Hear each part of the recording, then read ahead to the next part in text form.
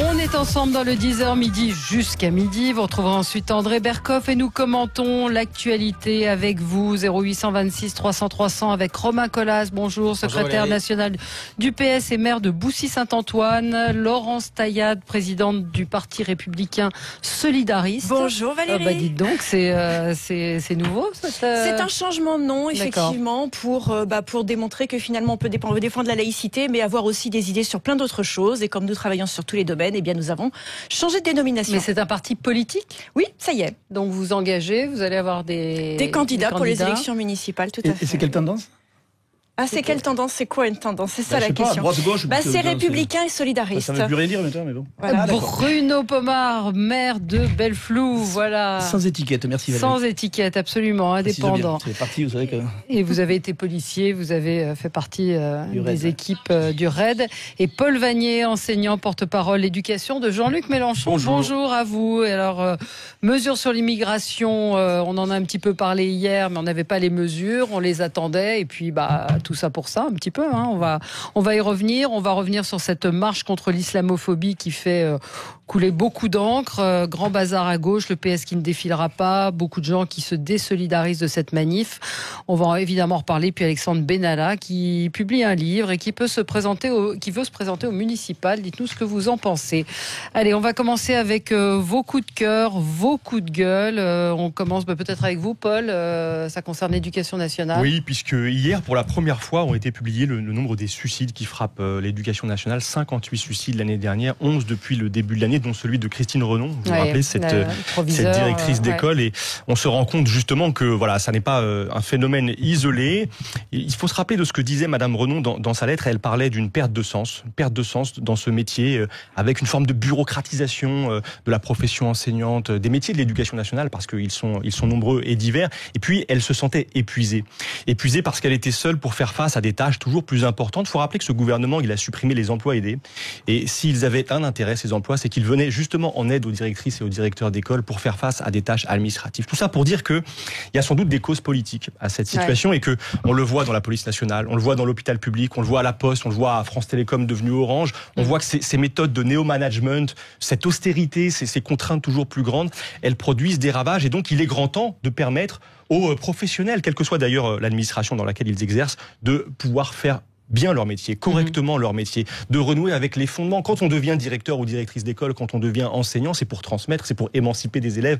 Ça n'est pas pour remplir des tableurs, pour satisfaire à des exigences absurdes et confuses dans un contexte d'affaiblissement de l'État, d'affaiblissement des services publics. Donc, je dis, il y a alarme, il y a alerte, et il faut changer cette politique parce qu'elle est la conséquence depuis 10, 15, 20 ans d'une orientation qui est toujours la même. Donc, attention, l'éducation nationale, à son tour, est frappée par même cause, mêmes effets, les mêmes mots que d'autres administration publique. Ça rejoint un petit peu votre coup de gueule, Bruno Pomar. Je suis tout à fait d'accord avec lui. Mais c'est vrai parce que la police, c'est pareil. Sur la police nationale, oui, on a de gros sujets. Il y a eu encore un décès il y a peu de temps, effectivement. Et je crois que sur ce sujet-là, évidemment, c'est complètement fort de pouvoir, appuyer tout au moins ce qui se passe actuellement dans la police, c'est-à-dire au-delà des... Alors là où je vais m'en prendre aux politiques, excusez-moi messieurs, parce que vous êtes là, représentants de forces politiques, c'est qu'il y a le vote du budget. Messieurs, dames, oui, mais un peu plus vous. Le vote du budget qui a été voté à l'Assemblée nationale, il y a eu un plus de 500 millions d'euros, un peu plus de 500 millions d'euros, et malheureusement, les partis PS, communistes et France Insoumise ont voté contre. Ça, je trouve ça dommageable pour la police. Ça, c'est un premier élément. Vous savez qu'on défend, nous, le versement des dizaines de millions d'heures supplémentaires non payées. Et d'ailleurs, c'est ça qu'on demande. Mais en attendant, vous avez voté contre les 500 millions. On a voté contre ce budget parce que vous savez que c'est un budget qui diminue les moyens de la police. Par exemple, nous demandons, 10 000 recrutements dans la police nationale. Vous savez qu'on a démantelé des compagnies. Mais on a besoin de CRS. Oui, mais c'est des éléments de langage. Vous connaissez les responsables. Non, moi, je ne sais pas vous donner l'élément de langage, la facilité, c'est de reprocher à l'opposition d'avoir voté contre le budget en prenant un tout petit bout du budget. Non, ça vous fait pas 500 millions en moins parce qu'il y a encore une majorité au Parlement et que le budget, évidemment, il a été adopté. C'est dommage. Mais c'est tellement facile d'utiliser un argument. Parce que vous aimez pas, évidemment, l'ordre et l'État, l'ordre républicain, vous ne l'aimez pas. Quel est le gouvernement qui a créé? Idéologie, vous n'aimez pas ça. Quel est la tendance politique, puisque ça a l'air de... C'est Manuel Valls que vous avez viré. Quelle est la tendance politique qui a supprimé, je sais plus, 30 000 postes de policiers et gendarmes? C'était la droite. Qui en a créé 13 000? C'est la gauche quand elle a été responsabilisée. Non mais attendez, c'est tellement facile. La vérité, c'est que les oppositions,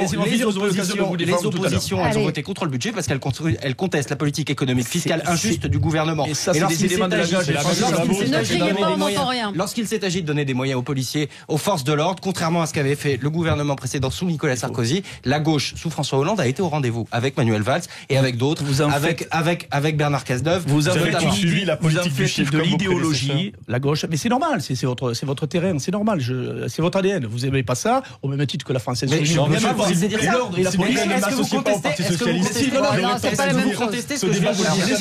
contestez ce que je viens de vous dire? C'est-à-dire que sous le gouvernement socialiste, 13 000 postes de gendarmes et policiers ont été créés. Tous les politiques nous font la même. C'était il y a 2 ans et demi. C'était il y a 2 ans et demi. Les autres ont fait que. C'est de la démagogie ce que vous faites. C'est de la démagogie. Pas du tout. On vous mettra pas d'accord.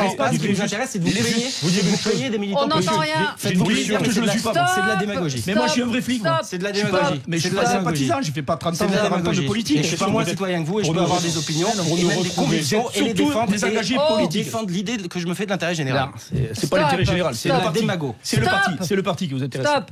Bon, alors je vais finir mon coup de gueule. Je vais finir mon coup de gueule parce que c'est quand même assez intéressant. Bon, on n'aime pas les flics, mais ça, on le sait. C'est dans l'ADN, c'est parti. Le dernier coup de gueule que j'ai poussé ici, c'était pour réclamer plus de policiers sur mon territoire, monsieur. C'est vrai. Écoutez, c'est facile là aussi, c'est facile. On pourra en discuter longtemps avec les polices municipales. Bon, allez, il faut qu'on avance. Il faut qu'on avance. Pas vous, mais d'autres. Bref. Alors, sur le deuxième coup de gueule concernant la police, c'est le management. Vous savez qu'il y a un vrai problème de management. C'est là où vous rejoignez Paul Vanier. Mais tout à fait, non, mais je ne suis pas contre tout non plus. J'ai un exemple typique parce que je sais qu'il y a beaucoup de policiers qui écoutent actuellement et je voulais leur faire une petite dédicace sur ce sujet. Il y a Bessières qui est un centre qui accueille tous les policiers des compagnies d'intervention, de la police judiciaire, des bacs de nuit, etc., qui est à Paris, qui est un site, évidemment, qui accueille tous ces policiers, où ces gens-là vivent une partie de leur journée là-dedans. Il faut savoir qu'il y a 2 commandants, donc 2 chefs d'unité dans cette belle institution, qui est la DOPC, ça s'appelle précisément, 2 commandants de la 11e et 12e compagnie, pour les nommer, s'ils veulent, d'ailleurs, ils peuvent nous appeler pour savoir pourquoi ils ont fait ça.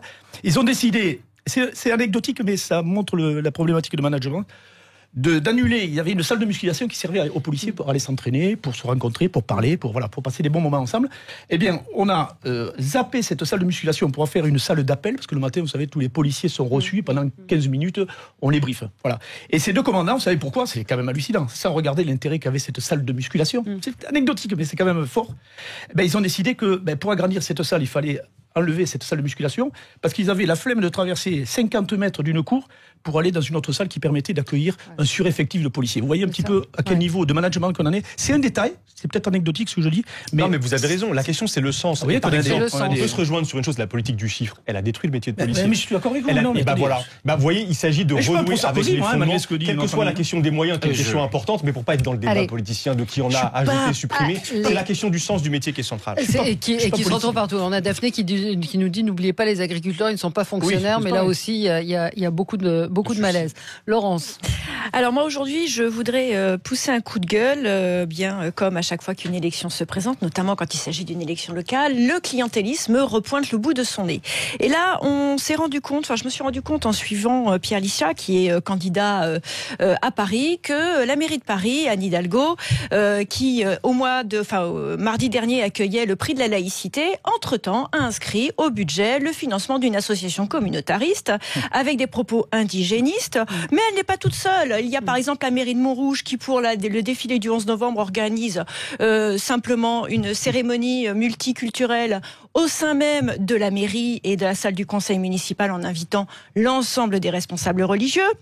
Ce sont d'autres mairies, par exemple, qui font des financements, comme la mairie de Grenoble qui avait fait scandale cet été.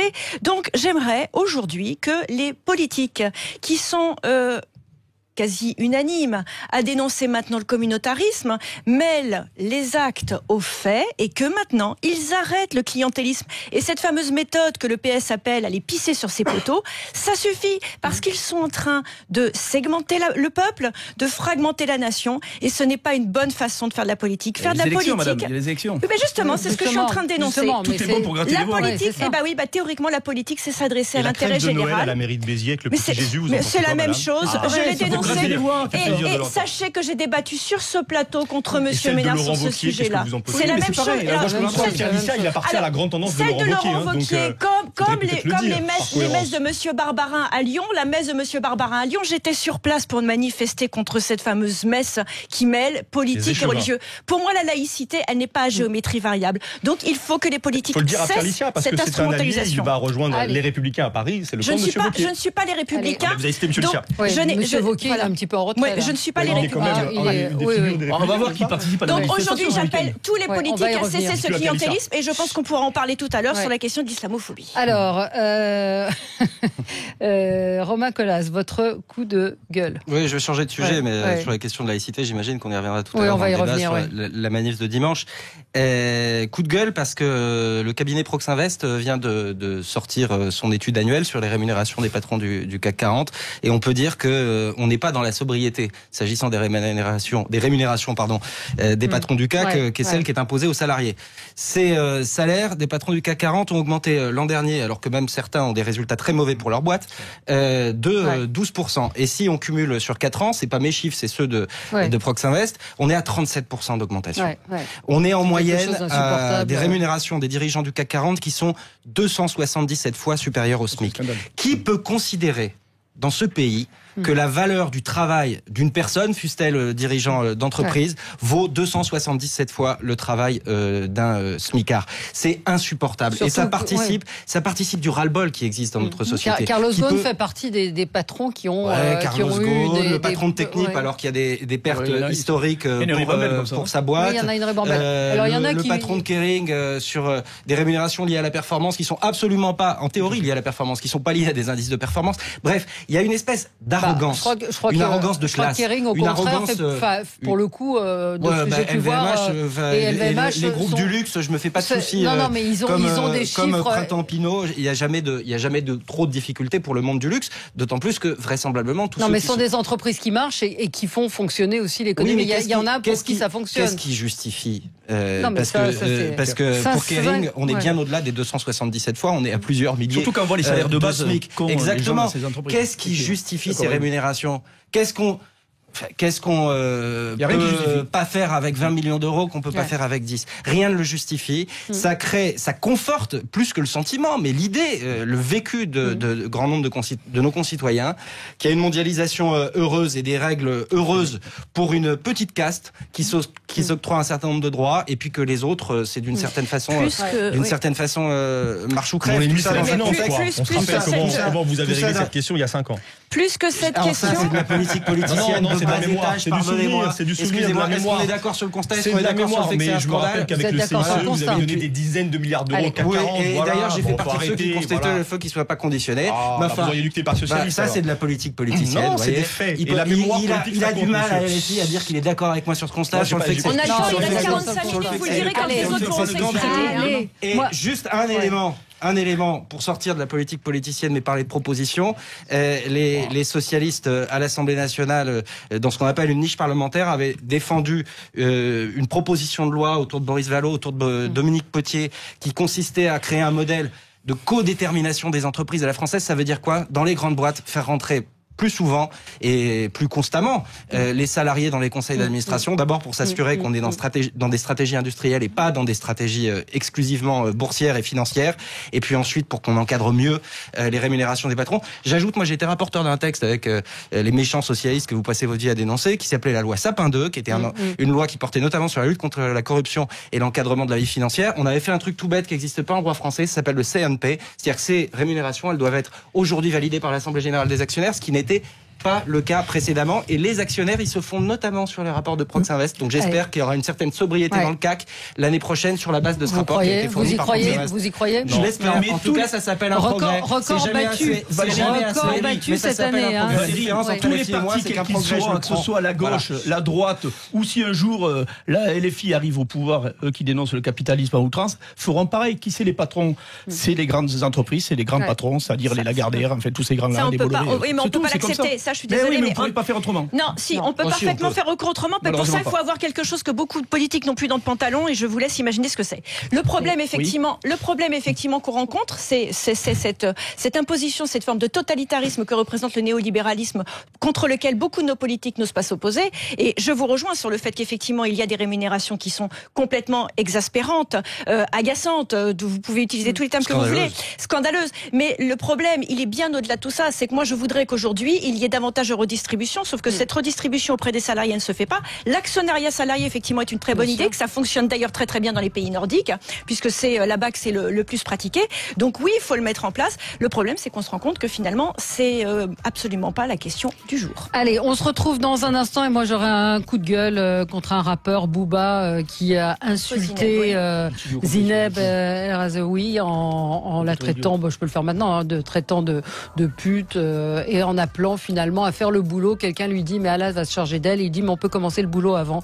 Propos absolument insupportables, et on voit qu'il y en a qui se sont fait radier de Twitter pour moins que ça. Allez, on se retrouve dans un instant avec vous sur Sud Radio jusqu'à midi. C'est cette marche contre l'islamophobie qui est organisée dimanche, qui crée la polémique, une marche pour lutter contre la stigmatisation des musulmans. Le collectif contre l'islamophobie en France est à l'origine de cette manif. Ça a été relayé par une cinquantaine de personnalités dans une tribune.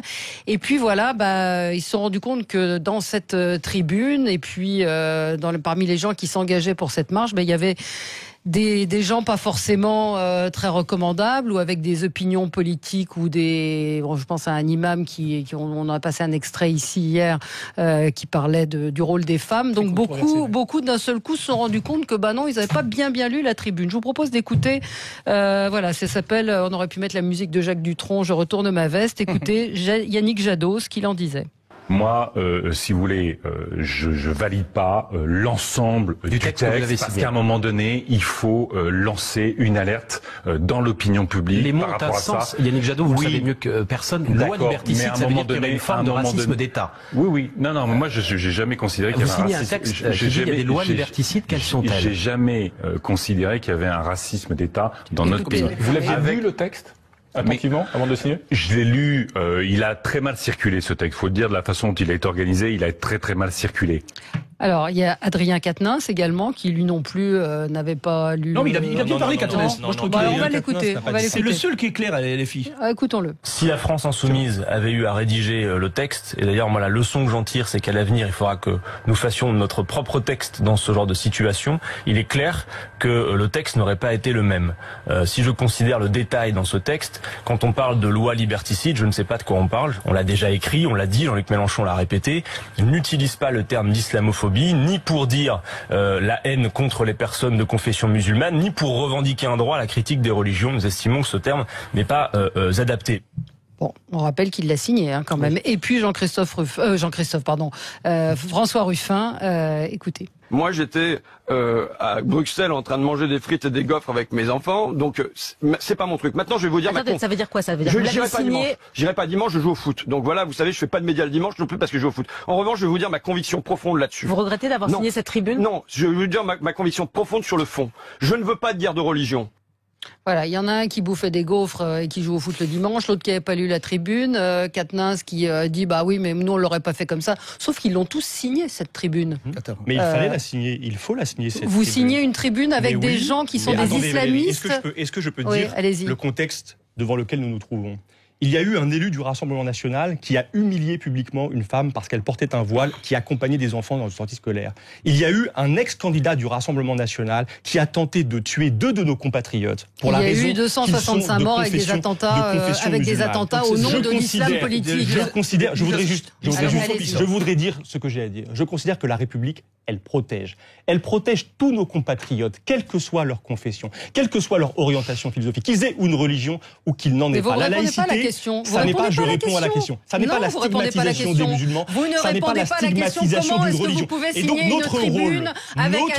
notre rôle, Valérie, dans le moment que traverse le pays, c'est de refuser la division des Français. C'est de refuser la stigmatisation de certains. C'est dire qu'à l'heure où certains sont victimes de la haine, sont victimes du racisme, vous ne répondez nous pas à sommes la là question. pour les protéger. Et moi, je vais terminer à cette heure. Je ne me cacherai pas derrière un mot comme certains se cachent derrière leur petit doigt. L'heure est grave dans notre pays. Oui, quand alors des millions de musulmans sont pointés du doigt comme cela est fait, quand ils sont pris pour cible de terroristes, ils tentent de les attaquer, il faut se rassembler pour protéger l'ensemble de nos compatriotes. Voilà ma conception de la République, madame. Vous avez peut-être une conception qui vise à diviser les Français, qui vise à pointer du doigt certains, ça n'est pas la mienne. Est-ce que les autres peuvent parler ou est-ce qu'il y en a que pour vous? Non, le problème, c'est que Laurence, je vous donne la parole au seconde, vous n'avez pas répondu à la question, vous allez y répondre. Vous avez signé une tribune avec des gens qui ne sont pas... Nous avons signé une tribune qui nous a été présentée comme écrite par la LDH, en sachant que Philippe Martinez de la CGT l'a signé, que Yannick Jadot d'Europe Écologie l'a signé, que des responsables du Parti communiste l'a signé. Nous n'avions pas... Si, nous l'avons lu. Il n'y a rien dans ce texte qui pose problème. D'accord. Nous pourrions rentrer dans les... On va voir la manif. Des lois liberticides, des lois liberticides, des lois liberticides. Vous avez voté contre, qui vise à empêcher... Manifestement, il y a un souhait de garder la parole. Enfants, c'est une loi. On est dans un débat. Non, mais on se croirait un meeting politique. Enfin, je suis désolée, mais j'ai l'impression d'être un meeting politique. Donc, est-ce qu'on peut aussi dialoguer? Allez-y, madame, vous êtes la voix de la raison. Vous allez aller dans votre diatribe. Allez. Je vais pas aller dans ma diatribe, justement. Moi, je vais pas être dans l'idéologie, mais je vais être dans le factuel, d'accord? Et donc, je vais vous donner les chiffres du ministère de l'Intérieur. Comme ça, on va partir avec des bases qui, normalement, devraient tous nous mettre d'accord. Le ministère de l'Intérieur, qu'est-ce qu'il dit? Qu'il y a eu 74% d'augmentation d'actes d'antisémitisme, c'est-à-dire 541. 81 d'entre eux sont des actes de tentative d'homicide et il y a eu un homicide. Il y a eu baisse des actes de racisme et de xénophobie, moins 4,2%. Il y en a eu 496 en 2018. Les actes anti-musulmans sont en nette baisse. Ils sont à 100, c'est-à-dire que c'est le plus bas chiffre depuis 2001. Les actes antichrétiens, je vais finir mon propos. Les actes antichrétiens, il y en a eu 1063. Ce que je veux dire aujourd'hui, c'est qu'il y a certes du racisme, on ne peut pas nier. Par contre, si vous prenez les comptes rendus de la CNCDH, ils vont tous vous dire que la France est l'un des pays les moins racistes au monde. Donc il faut arrêter de raconter n'importe quoi, de créer le lien entre l'islamophobie et le racisme, parce que lorsque vous faites ça, vous êtes en train de rentrer exactement dans la stratégie des frères musulmans. Mais bien sûr, madame, j'ai aucune leçon de votre part à recevoir. Ah bah voilà, oui, mais n'empêche que vous voulez maintenant tout le monde se Donc en réalité, vous êtes en train de rentrer... Soyez pas arrogants. Je vais finir. L'islamophobie, c'est une fumisterie qui a été inventée par les frères musulmans, qui d'ailleurs est réemployée par leurs amis, qui appellent dans cette tribune à manifester en utilisant en plus l'émotionnel qui n'a rien à voir avec la vérité. Madame, pour refuser de venir au secours de ceux qui sont organisés par la violence. On se calme et on se retrouve dans un instant. Sud Radio, 10h midi, Valérie Expert, débat. Et maintenant, votre météo. Partout en France. Avec vous sur Sud Radio jusqu'à midi, un débat animé. Pardon, effectivement, vous êtes nombreux à nous dire que c'est un peu la cacophonie. On va essayer d'être un petit peu plus calme avec Romain Colas, Laurence Taillade, Bruno Pomar et Paul Vanier. On a Barbara en ligne avec nous. Bonjour Barbara. Bonjour Valérie, bonjour à tous et merci pour votre accueil. Merci. Alors je suis absolument catastrophée par ce que j'entends parce que pour moi la gauche a perdu tous ses repères et toutes ses valeurs. Elle essaye de récupérer de l'électorat, c'est vraiment de l'électoralisme mais au ras des pâquerettes, en espérant sauver ses sièges au municipal, en espérant peut-être faire plus que 5% à la présidentielle. La gauche n'a toujours pas compris qu'en essayant de suivre le chemin des islamistes, et je dis bien des islamistes, elle dessert les vrais Français musulmans. Les vrais Français musulmans n'ont pas besoin qu'on soutienne l'islamisme. Les vrais Français musulmans ont besoin justement de cette unité républicaine pour qu'il y ait la paix dans notre pays. Les Français musulmans ont toute leur place, comme les juifs français, comme les Français catholiques. Tout le monde a sa place. Par contre, l'islamisme, ça, il faut dire non. Ah, vous avez un double appel. Merci, merci beaucoup Barbara, merci de votre témoignage. Alors la gauche a perdu ses repères, Romain Colas. Le Parti Socialiste ne défilera pas dimanche. Non, le Parti Socialiste non seulement ne défilera pas dimanche, mais aucun de ses membres n'a accepté de signer cette tribune précisément pour des raisons qui ont été évoquées. La première, c'est qu'une partie des initiateurs de ce texte, il n'y a pas que le fameux Abou Anas là. D'ailleurs, il faudrait qu'on arrête de lui faire de la pub à cet individu. Imam du Bourget. Il y a le CCIF. qui est une organisation qui a des visées politiques, voilà, qui se revendique d'une forme de l'islam politique. Et s'il y a bien, à mon avis, autour de cette table, une conception de la laïcité qu'on partage, c'est que le religieux doit rester à sa place et que la société, le corps social, s'organise en dehors du religieux. Et que ce que nous combattons toutes et tous, en tout cas je l'espère autour de cette table, c'est le fait que le religieux veuille imposer ses règles à la société. Et ça, c'est ce qui fait ciment entre nous. Donc non, le Parti socialiste, pour cette raison, pour le contenu même du texte, qui évoque des lois liberticides, moi je considère pas que les lois qui ont créé la laïcité à la française sont des lois liberticides, mais qu'au contraire sont des lois protectrices de la liberté, celle de croire, celle de pas croire. Il n'en demeure pas moins, et c'est le sens aussi de la résolution qui a été unanimement adoptée mardi soir par le Bureau national du Parti socialiste, qui a un sujet, et je suis pas d'accord avec vous madame, sur un racisme anti-musulman dans ce pays qui se résume pas simplement à des chiffres d'agression recensés par le ministère de l'Intérieur. Il suffit d'ouvrir les yeux et les oreilles pour constater à quel point le discours qui se revendique d'un racisme anti-musulman quasi assumé est aujourd'hui présent sur des ondes, sur des chaînes de télé. Certains évoquent la zémorisation des esprits. Mais enfin, cet homme, il a été à destination des musulmans, condamné plusieurs fois pour incitation à la haine raciale, et on lui offre chaque jour une tribune sur une chaîne de télé. Donc, se cacher derrière son petit doigt et dire qu'il n'y a pas un sujet dans ce pays d'une montée de la haine, de la défiance à l'égard des musulmans, c'est pourtant c'est ce que vous faites en vous arrêtant sur un mot. Non, parce que les mots, monsieur, ont un sens. Parce que qu'est-ce que vous proposez, monsieur ? Qu'est-ce que vous proposez ? Vous ne faites rien. Mais vous ne faites rien, ça veut dire quoi? Vous ne faites rien. Moi, je me suis engagé en politique précisément contre le racisme. Au moment où des organisations syndicales et politiques se rassemblent parce que des compatriotes sont menacés, vous n'êtes pas là. Lorsqu'il s'est agi de manifester contre l'antisémitisme dans ce pays, vous vous souvenez de la mobilisation du 19 février, la mobilisation Place de la République du 19 février, à laquelle vous vous êtes associé. Qui est-ce qui l'avait initié? Le Parti socialiste. Le Parti socialiste. Quand vous avez défilé avec Erdogan, monsieur. Vous renvoyez pas les. Quand on a défilé avec Erdogan, quand on a défilé pour la défense de la liberté d'expression, mais vous êtes franchement, pardonnez-moi, mais vous n'êtes pas au niveau, quoi. Là, on parle de principe. Gardez vos leçons pour vous, monsieur.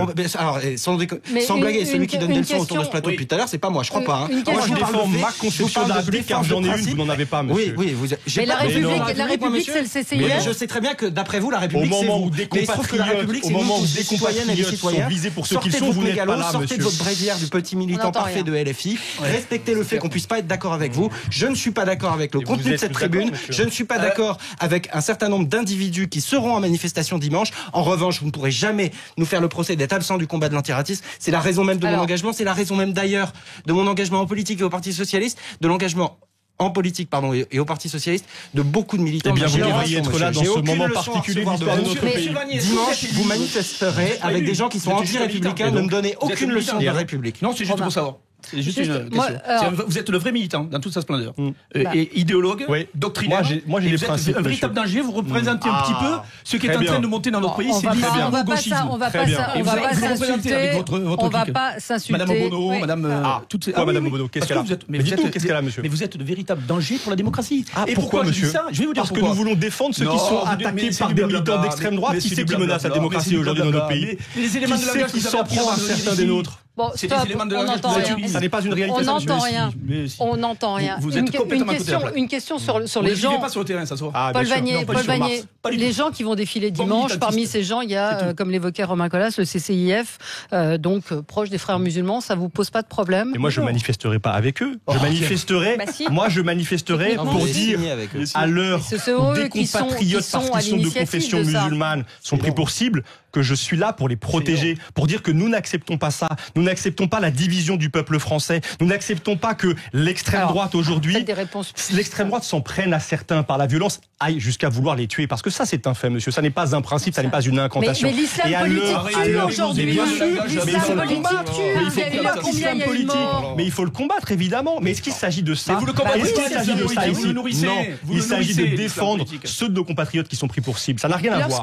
Lorsque l'on se range derrière une manifestation organisée par la CGT, on fait en sorte que les rangs gonflent pour que la CGT gagne en cohérence, gagne en efficacité. Lorsqu'on se range derrière une manifestation organisée par FO, on sait très bien qu'en réalité, on va gonfler les rangs de FO, on va lui donner de la crédibilité. Lorsqu'on se range dans une manifestation organisée par le CCIF, en réalité, on donne du poids au CCIF. Je finis, je vous les ai laissés parler maintenant. Ça veut dire qu'on donne du poids au CCIF, ça veut dire qu'on lui donne de la considération et que finalement, on livre les musulmans de confession musulmane. Pas ceux qui sont en train de chercher une organisation politique. On livre les musulmans de confession musulmane, ceux qui pratiquent une religion en paix, on les livre à cet islamisme. On les livre à la violence qu'ils ont connue pour certains en Algérie, qu'ils ont connue en Égypte ou dans d'autres pays. Donc en réalité, vous êtes complice de cela. Et je dois juste vous rappeler une chose. Être traité d'islamophobe, ça tue. C'est Charlie Hebdo. Et en l'occurrence, ce qui est écrit là sur leur affiche, là, le silence tue. Il n'y a pas eu de meurtre pour islamophobie. Donc il faut quand même bien vous mettre ça dans la tête. Il n'y a pas eu une tentative de meurtre il y a quelques jours à Bayonne, madame ? Il n'y a pas eu de mort à ce jour. Ça n'était pas une tentative de meurtre ? Cet homme n'a pas voulu tuer 2 personnes ? Il y a eu une tentative, effectivement, c'est raciste. C'est moindre pour vous ? Et je le rappelle. Non, c'est pas moins grave.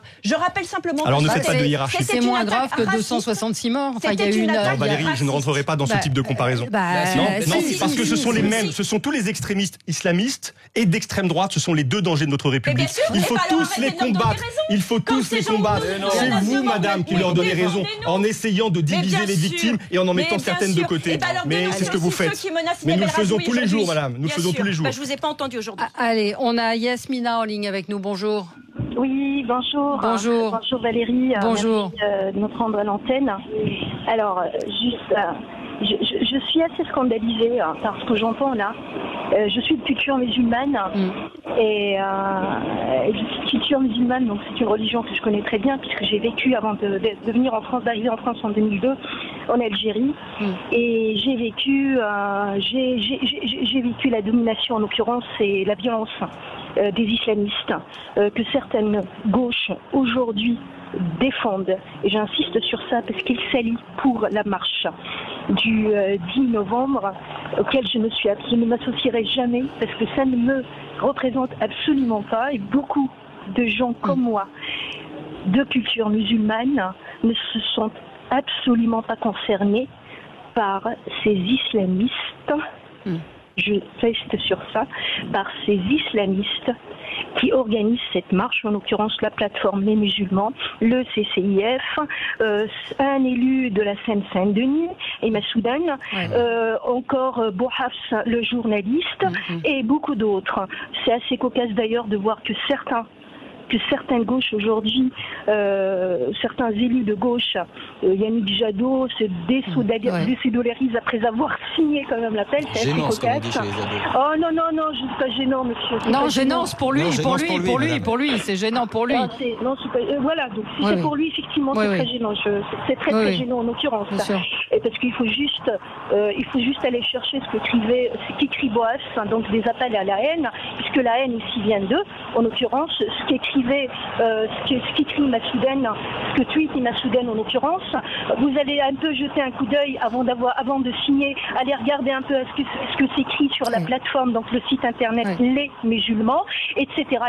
Je ne parle même pas des imams en l'occurrence, qu'il faille condamner le racisme et tout type de racisme, parce que le racisme, il n'y a pas que les musulmans qui en subissent le racisme, beaucoup subissent du racisme, et je peux vous dire beaucoup de choses sur cette question.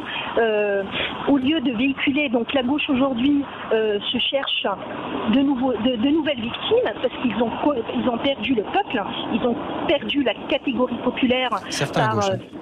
La gauche aujourd'hui a perdu la catégorie populaire et perdra forcément demain celles et ceux comme moi de culture musulmane ou musulmans toujours pratiquants, ils perdront aussi cette catégorie très bientôt et très vite, d'ailleurs aux élections prochaines. Donc je suis assez scandalisée de s'associer à ce genre de personnes pour marcher contre une prétendue islamophobie. Merci beaucoup Yamina, merci de nous avoir appelés. On va marquer une pause et on y revient dans un instant avec vous. Avec vous sur Sud Radio jusqu'à midi, on parlait donc de cette marche contre l'islamophobie.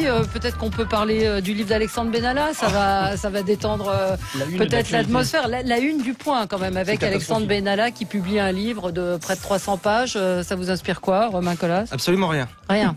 Je me fous de ce personnage. J'ai absolument pas envie de lui faire de publicité. Mais la question, c'est on lui consacre la une. C'est vrai que nous aussi on en parle. Moi je participerai pas de ça. Ce garçon est pour moi totalement insignifiant, ne représente absolument rien. La justice est en train de traiter son cas pour ses turpitudes. Je me fous d'Alexandre Benalla. Et vous savez, pardonnez-moi de vous le dire aussi franchement, je le pense. Valérie, pour avoir gravité dans ce secteur-là, dans la sécurité rapprochée du temps du gouvernement socialiste de Mitterrand, puisque j'étais garde du corps de Franceschi, ancien secrétaire d'État à la sécurité publique de Gaston de Ferrand. Vous n'étiez peut-être pas né. Trop petit pour m'en souvenir. il faut se dire qu'un gars comme Benalla, qui a eu une bonne idée, on ne peut pas l'y enlever. Moi, ce personnage, je ne peux pas avoir ça, mais c'est les barbouzes que les politiques ont tous autour d'eux quand ils font de la politique, et au plus haut niveau encore. Il a une bonne idée de vouloir faire un service unique, gendarmerie, police, etc. là-bas. C'était clair parce qu'il y a c'était un peu l'armée mexicaine, et c'est très bien. C'est la seule chose qu'il a essayé d'initier. Par contre, il est tombé dans un milieu... Sauf qu'il a sorti de la responsabilité du ministère de l'Intérieur, ce qui veut dire qu'il n'y a aucune possibilité d'intervenir. Oui, non, mais en soi, c'est une bonne chose pour le service, c'est clair. Mais au-delà, je parle technique. Par contre, il a touché un secteur qui est assez privé, je dirais, c'est la police et la gendarmerie, qui sont quand même des castes, c'est clair, et il s'est complètement fourvoyé. Il s'est fourvoyé pour une deuxième chose, c'est que tous ces privés, Mitterrand en avait un qui s'appelait Pierre Tourlier, que j'ai très bien connu, et ils ont tous des privés, je dis pas des barbouzes, évidemment, on n'en est pas là, mais des gars qui, à l'âge qu'ils ont, sont au plus haut niveau de l'État, ils pètent complètement les plombs, voilà, tout simplement. Donc on a ce personnage qui amuse un peu toute la galerie, les journalistes, il va vendre plein de bouquins, il va faire gagner de l'argent à des gens, et tant mieux pour lui. Et lui aussi. Mais il a ce qu'ils ne veulent pas que je dise, c'est le titre de son ouvrage. Et le pire, c'est qu'il se présente aux élections à Saint-Denis, je crois. Voilà. Oui, ça c'est une vaste blague. Anecdotique, non, mais c'est anecdotique et puis plutôt amusant. Moi, je me réjouis de savoir qu'Alexandre Benalla sait écrire, ça voudrait dire qu'il sait lire, donc peut-être qu'il pourrait se pencher sur le code pénal, ça lui évitera de faire de nouvelles erreurs. Moi, ce qui m'inquiète davantage, c'est la façon dont Emmanuel Macron s'entoure, parce que finalement on a Benalla, on a Bellatar aussi qui fait de magnifiques discours en ce moment contre la République, maintenant contre l'État qui serait aussi islamophobe, raciste, etc. On a Richard Ferrand, Alexis Kohler, Agnès Salle, de Rugy, on a aussi les affaires Modem avec Bayrou, de Sarnez, Goulard, on a les affaires Pénicaud, l'affaire Fessel, l'affaire Nicelle, l'affaire Buzyn, l'affaire Girardin qui est sortie la semaine dernière. Je trouve que vraiment, notre président a un vrai talent pour s'entourer. Ils en ont tous eu, Mitterrand pareil. Moi, j'ai gravité là-dedans. Oui, Mitterrand, c'est sauf pas joli, que lui, il partait sur sa campagne sur l'éthique et la morale. Eh bien, je trouve que pour quelqu'un qui voulait remettre de la morale et de l'éthique en politique, il est vraiment très bien parti et j'attends avec impatience la suite de son mandat. Benalla, ça vous inspire quoi, Paul Vanier, comme Romain Colas, il écrira peut-être le tome 2 dans une cellule, peut-être, puisque ce monsieur, quand même, il y a de très lourdes accusations qui pèsent sur lui. C'est triste de voir ce personnage continuer à agiter le débat public. La République en marche a une responsabilité. Peut-être qu'elle pourrait siffler la fin de la récréation si elle considérait qu'il n'a pas sa place parmi cette organisation. Il va être investi. Voilà, donc il y a un double jeu qui est quand même très particulier, qui renvoie à une pratique. En tout cas, il y a une pratique des institutions qui pose question. On ne peut pas à la fois quelqu'un qui est accusé encore une fois de choses qui sont des choses extrêmement graves. On ne peut pas peut-être comme ça le brandir dans une commune populaire. Pourquoi à Saint-Denis ? Qu'est-ce qui justifierait que M. Benalla arrive à Saint-Denis ? Il n'y a aucune attache, aucune connaissance manifestement. Bon, tout ça est écœurant. Voilà, et publier un livre en racontant les petits secrets, les petites coulisses du pouvoir. C'est normal, il y est dans les petits secrets. Oui. Mais bon. Maintenant, est-ce qu'on n'est pas tenu à devoir de réserve ? Oui, c'est ça, normalement. La sécurité, d'ailleurs, c'est aller à la soupe. Je ne dirais jamais. Il y a un filon à exploiter pour gagner un peu d'argent. Voilà, c'est pour ça, arrêtons de lui faire de la publicité à ce garçon. N'en parlons plus. On a compris que vous n'achèterez pas son livre. Voilà. On peut parler aussi de la loi immigration, donc qui a accouché un peu d'une souris. On attendait des mesures et finalement, ce sont des mesurettes. Quand on sait qu'il y a plus de 250 000 personnes qui arrivent sur notre territoire tous les ans, que l'un des principaux problèmes de l'immigration, c'est les déboutés du droit d'asile, plus de 90 000 personnes qui, en règle générale, ne sont pas reconduits ensuite à la frontière malgré les ordres de quitter le territoire français. Je trouve surprenant que le gouvernement ne s'intéresse qu'à l'immigration économique, qui en soi n'est pas un problème. En l'occurrence, si le gouvernement avait dû s'intéresser à un vrai souci, le souci central, c'est bien plus l'immigration illégale. C'est environ 300 000 personnes qui sont sur notre territoire, qui du coup ne bénéficient pas de conditions d'accueil qui sont à la hauteur de ce que la France devrait pouvoir leur offrir, qui ne peuvent pas travailler, donc qui se retrouvent sous la coupe de dealers, sous la coupe d'hébergeurs avec des façons de loger qui sont scandaleuses, sous la coupe de proxénètes pour les femmes. Donc en réalité, on est face à un problème qui, à mon sens, est plutôt un problème de traite de l'être humain qu'on ne veut toujours pas regarder en face. Donc pour moi, on est passé à côté de l'objectif. Bruno Retailleau a tweeté: au lieu de la rupture annoncée, c'est une simple posture qu'affiche le gouvernement sur l'immigration. Comme d'habitude, il semble faire, mais il fait semblant. Ces annonces ne vont pas diminuer l'appel d'air migratoire. Valérie, si je peux juste rajouter une chose, c'est qu'on arrive aux élections municipales et qu'il y a énormément d'élus locaux qui ne savent plus comment faire, comment s'en sortir avec ces problèmes migratoires, parce que ça représente aussi un budget, il faut aussi parler gros sous.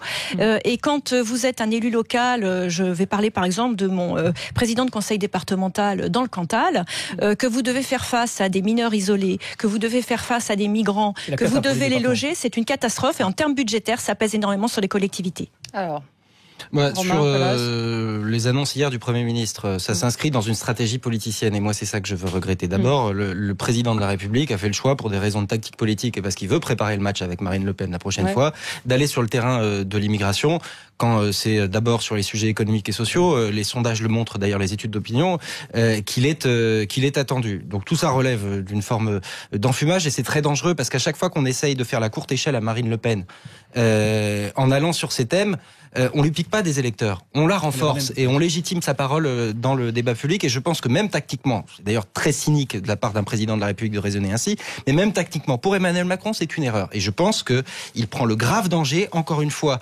d'aggraver les tensions dans notre société en mettant ce thème en avant, ce qui ne veut pas dire qu'il n'y a pas de sujet et puis avec effectivement des annonces du Premier ministre hier sur l'immigration économique qui représente que 11% de l'immigration légale avec on ressort encore l'ancienne des quotas dont on sait que ça marche pas terriblement et d'ailleurs on en vient sur les mots à rebours par rapport à l'ambition affichée initialement puisqu'on nous parle maintenant d'objectifs chiffrés. Il y aura un débat et c'était d'ailleurs une proposition portée par le Parti Socialiste et c'est la seule annonce positive hier à mon sens du Premier ministre. Il y aura un débat annuel au Parlement sur les questions d'immigration qui sera nécessairement chiffré, qui sera nécessairement étudié, ce qui permettra là aussi dans l'enceinte qui est légitime pour aborder ces questions-là au sein de la représentation nationale, d'avoir peut-être un débat annuel qui ne sera pas fondé sur exclusivement sur des orientations de tactique politicienne, mais sur de vrais chiffres. Mais, il y a un élément qui est grave, j'y viens, et je rebondis sur ce qui a été dit à l'instant, sur la situation des élus locaux par rapport à l'accueil des réfugiés ou des mineurs étrangers isolés. Il y a un élément qui est très très grave de mon point de vue, c'est ce délai de carence pour l'accès aux soins. C'est un enjeu majeur. Alors d'abord, c'est une concession faite à l'extrême droite, voilà, et à la droite dure. Et ça peut avoir, dans les territoires et en termes de santé publique, des effets désastreux. Moi, j'ai un gymnase qui a été réquisitionné il y a quelques mois de ça par le préfet de l'Essonne dans ma commune de Boussy-Saint-Antoine pour qu'on accueille des migrants qui étaient mis à l'abri. Et c'est l'honneur de la République que de protéger des gens, à l'époque il neigeait d'ailleurs, et qu'on les mette à l'abri. Et c'est normal que ma commune qui est en République participe à l'effort. Ils étaient tous malades. Tous.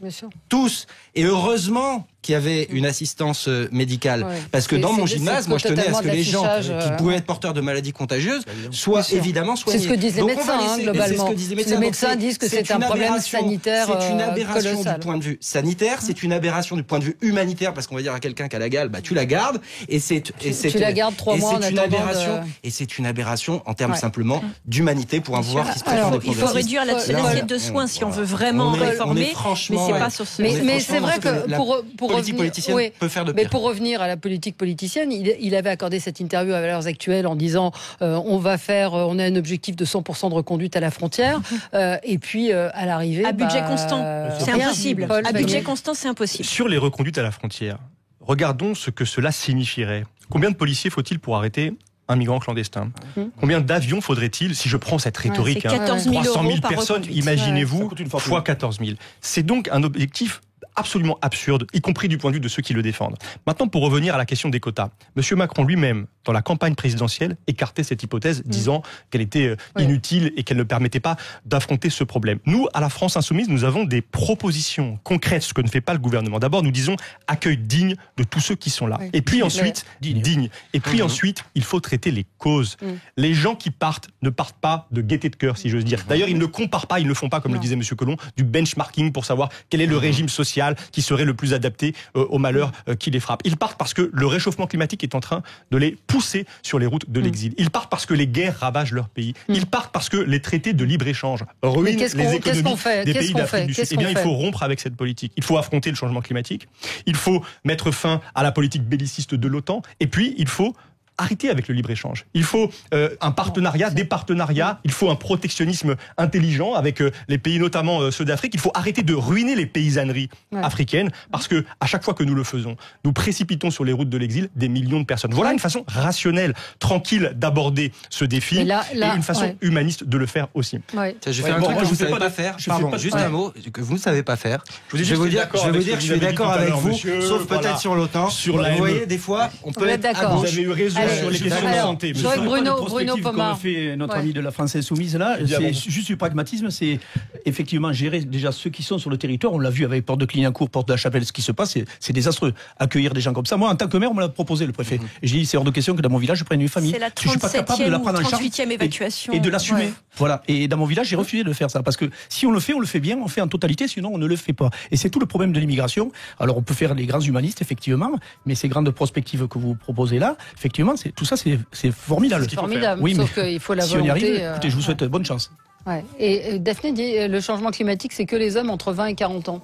C'est-à-dire qu'il y a cette question qui revient. Bon, on n'a pas le temps d'en débattre, mais c'est vrai que je voudrais vous dire une chose. À Porte de la Chapelle, ce matin, il y a eu une évacuation. Des femmes et des enfants. Il y a des femmes et des enfants qu'on sépare de leurs hommes, de leurs maris, et qu'on envoie dans des gymnases pour 3 jours et qui seront à nouveau à la rue. Et la Méditerranée est devenue un cimetière d'hommes, de femmes et d'enfants. Merci à tous les 4. À suivre André Berkoff. Très bonne journée. On se retrouve demain sur Sud Radio. Merci.